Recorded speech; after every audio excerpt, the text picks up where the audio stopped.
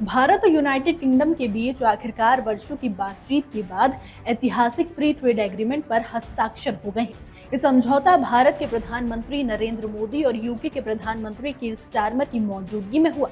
ये डील दोनों देशों के बीच व्यापारिक रिश्तों को नई ऊंचाइयों तक ले जाएगी और सालाना करीब 34 अरब डॉलर के अतिरिक्त व्यापार की संभावना जताई जा रही है। इस समझौते का सबसे ज्यादा फायदा ये होगा कि ब्रिटेन को किए जाने वाले 99% भारतीय निर्यातों पर अब कोई शुल्क नहीं लगेगा।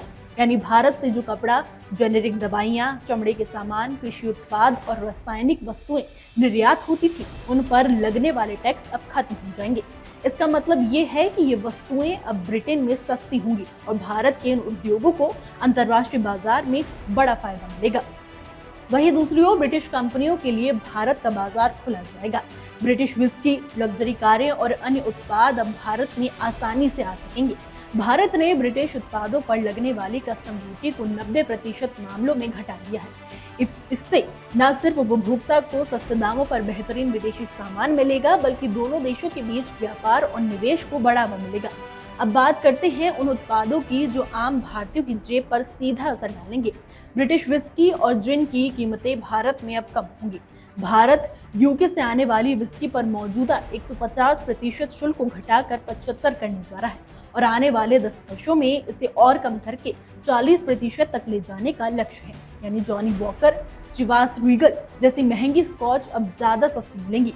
इसके अलावा ब्रिटिश के प्रीमियम जिन ब्रांड जैसे बॉम्बे सैफायर, बिफिटर और गार्डन्स की कीमतों में भी भारी गिरावट देखने को मिलेगी।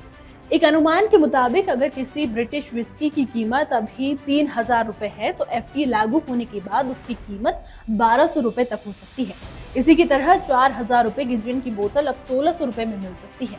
लेकिन ये समझौता सिर्फ ब्रिटिश उत्पादों को भारत लाने तक सीमित नहीं है, बल्कि भारत के स्थानीय और पारंपरिक पेय पदार्थों को भी अंतर्राष्ट्रीय मंच मिलेगा। गोवा की फेनी, नासिक की वाइन और केरल की ताड़ी को अब ब्रिटेन के रिटेल स्टोर्स और हॉस्पिटैलिटी सेक्टर में जगह मिलेगी। यानी इन भारतीय मादक पेयों को अब यूके में भी रखा जा सकेगा।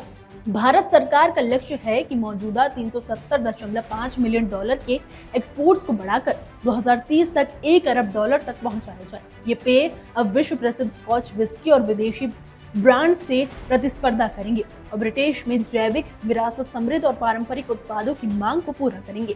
कुल मिलाकर भारत और यूके का ये फ्री ट्रेड एग्रीमेंट सिर्फ व्यापार नहीं, बल्कि सांस्कृतिक और आर्थिक साझेदारी को भी मजबूत करेगा।